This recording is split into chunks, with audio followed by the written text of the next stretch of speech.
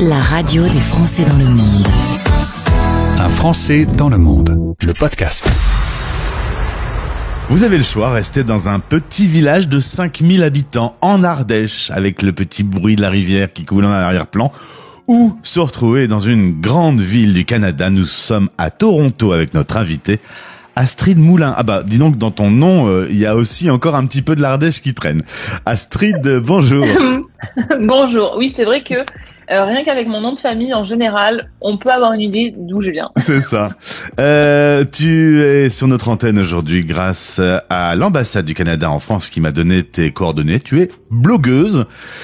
Tu as une frange tout le temps dans tes cheveux, donc quand il a fallu trouver le nom de ton blog, tu t'es inspiré de ça. Exactement, puisque quand j'étais, je faisais mes études, mes copains m'appelaient toujours, ils faisaient des blagues avec ma frange. Et quand il a fallu créer le nom en 2014 de mon blog, à l'époque, on donnait pas son vrai nom sur Internet, c'est pas très bien vu.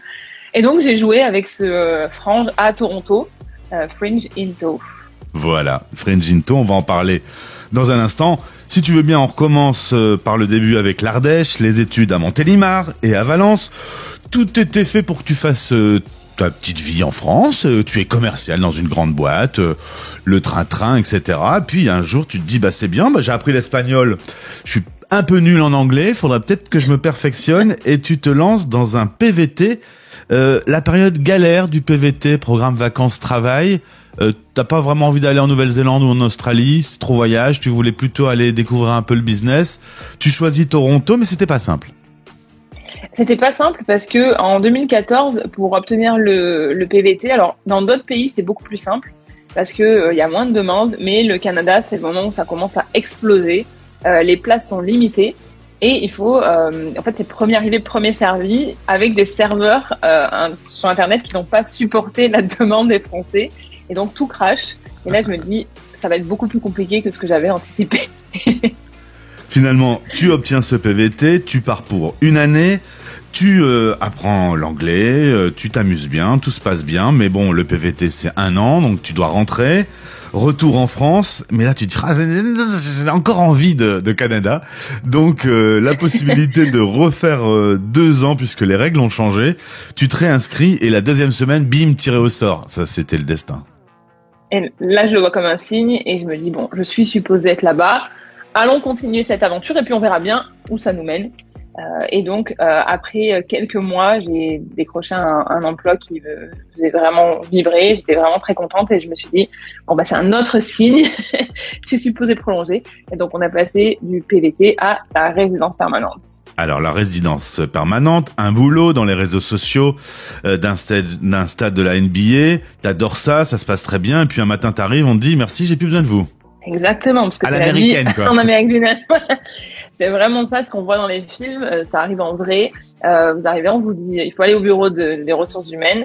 Vous ressortez, vous avez vos papiers sous la main, vous avez rendu votre badge, on vous raccompagne à la porte et on vous dit, bon ben, on te donnera ton carton d'affaires dans quelques jours. Ah ouais, c'est brutal. Qu'est-ce que tu veux à ton bureau? Ouais, tu récupères ton sac et tes clés et puis ouais, c'est assez. C'est vraiment comme on le voit à la télé. C'est pas exagéré pour les films américains. Bon, t'as rencontré l'amour, tu rencontres ton petit copain qui est de Toronto. Au final, tu vas développer ton blog. Te voilà blogueuse aujourd'hui. Tu fais de la radio sur Radio-Canada, donc c'est un média que tu connais. Donc Radio-Canada, il y a la version francophone et anglaise. C'est ça. Radio-Canada, c'est tout ce qui va être en français et CBC, c'est ce qui va être en anglais. C'est les mêmes bureaux à Toronto, mais c'est juste que c'est 2 parties différentes parce qu'ils parlent pas la même langue. Tu as une chronique 1 fois par semaine et ce blog qui te prend beaucoup de temps parce que tu deviens une référence. Il y avait, lorsque tu as lancé ce blog en 2014, pas de site d'info en français pour les arrivants français. T'étais la seule. Exactement, il y avait personne qui partageait en fait vraiment la vie comme elle se passait, parce que vous allez trouver évidemment les documents du gouvernement, mais ça reste très très officiel, très scolaire. Que là, moi, je leur montrais vraiment ce que je faisais dans ma vie, comme un peu des fois quand maintenant je rencontre mes abonnés. Ils me disent c'est un peu la grande sœur de la communauté francophone ici, parce que c'est assez élargi, c'est pas seulement les Français, c'est tous les personnes qui parlent français en fait dans le monde. Donc c'est génial parce que ça me donne l'occasion de rencontrer des gens de partout. mais c'était vraiment comme ce que je vais pouvoir leur dire, attention, il faut faire vos papiers, ou il faut vous inscrire au consulat parce que si jamais vous arrive quelque chose pour vos papiers. Mais je vais aussi leur dire, c'est là-bas que vous trouvez la meilleure baguette et c'est dans ce resto-là que vous allez manger super bien. Voilà. Donc c'est vraiment l'aspect grande sœur à tous les niveaux. Alors c'est vrai que le français, quand il se dit je vais aller vivre au Canada, on le sait, sur notre antenne, c'est très souvent vers Montréal qu'il se tourne. Il se dit c'est facile, ça va être en français, c'est nos cousins. Voilà. Alors, d'abord, même à Montréal, c'est pas si facile que ça. Il y a quand même un choc culturel. Mais vivre sur Toronto, on connaît moins. Qu'est-ce que tu pourrais me dire sur cette ville? Pourquoi déjà tu l'avais choisi cette ville et c'était quoi ta sensation, tes premières impressions quand t'es arrivé? Alors, moi, la première chose, quand il a fallu choisir la ville, quand j'ai eu mon PVT, c'est que je me suis dit que j'avais 3 options. C'était Montréal, sauf que mon objectif, c'était d'apprendre l'anglais. Vancouver, mais ça faisait quand même 3 heures de plus niveau décalage. Donc, pour garder le lien avec ma famille, je trouvais que c'était un peu plus difficile. Et Toronto, c'est la capitale économique. Donc, dans ma tête, je me suis dit, si tu veux des opportunités professionnelles, ça sera sûrement, il y aura plus d'opportunités ici. Ce qui, maintenant, je peux vous confirmer, est vrai. Ce qui moi, me plaît le plus ici, c'est le mélange, en fait, de toutes ces cultures. Il y a plus de 50% de la population à Toronto qui n'est pas née au Canada. Donc, c'est vraiment, vous allez pouvoir rencontrer des gens de partout. C'est incroyable, en fait, de voir la richesse que ça peut apporter, de vivre ensemble, d'apprendre que, je crois qu'une des plus grosses leçons, c'est de me dire que ma façon de voir les choses, elle est peut-être différente de quelqu'un d'autre, mais ça veut pas dire que l'autre a tort ou que moi j'ai tort. C'est juste qu'on vient d'expériences différentes et qu'on voit les choses différemment, mais par contre, le résultat peut être le même, on a tous raison.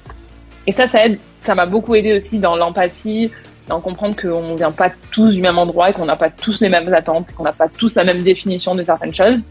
Donc ça, c'est la multiculturalité qui est très difficile à dire pour moi, pourtant j'adore ça, qui est quelque chose qui est pour moi une des raisons principales pour laquelle on devrait venir à Toronto. Alors, plein d'infos pratiques sur le blog, la vie quotidienne, se créer du réseau. Quand on arrive, on est tout seul, il faut se reconstruire des amis, etc. C'est pas si simple de débuter dans une grande ville comme ça. C'est pas si simple et je trouve, et après ça fait des années que je suis là, puisque ça fait 9 ans cet été, c'est quelque chose que je vois souvent et que j'ai vécu moi-même, c'est que on sous-estime souvent le côté social, parce que on va avoir plein de choses à faire avant de partir, parce que tout le monde veut nous voir, tout le monde veut profiter avant qu'on déménage, et puis on part dans un pays où on connaît personne. Donc une fois qu'on a fait les papiers, qu'on a trouvé un appartement, qu'on a trouvé un boulot, on se dit mais non, j'ai pas d'amis en fait. Ouais.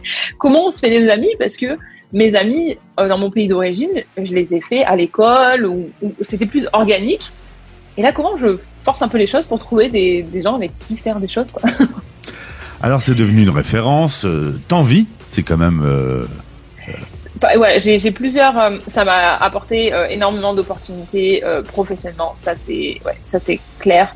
C'est pas mon seul revenu aujourd'hui, mais tout ce que je fais aujourd'hui, c'est par rapport à ça. Très bien, ouais. Voilà. Ça t'a ouvert les portes et donné accès à de quoi en vivre, donc c'est quand même plutôt chouette. Voilà, et puis voilà ça, et puis les opportunités, des choses que j'aurais jamais pu faire ou que je pensais. Là, en juillet, je suis partie avec l'Office de tourisme de Nouvelle-Écosse, justement pour créer du contenu, pour faire découvrir aux francophones.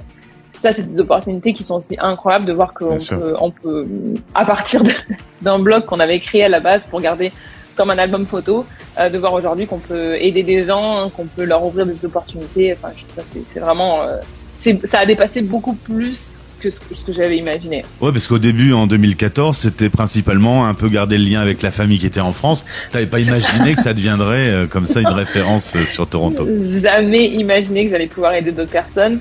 Et c'est génial, en fait, de réussir à trouver un croisement entre notre passion, parce que moi, j'adore créer du contenu, et pouvoir aider les gens. Donc ça, moi, j'adore ce que je fais, et ça a du sens pour d'autres personnes. Donc, il y a pas, c'est pas toutes les personnes qui peuvent dire que elles ont réussi à trouver ce lien, quoi.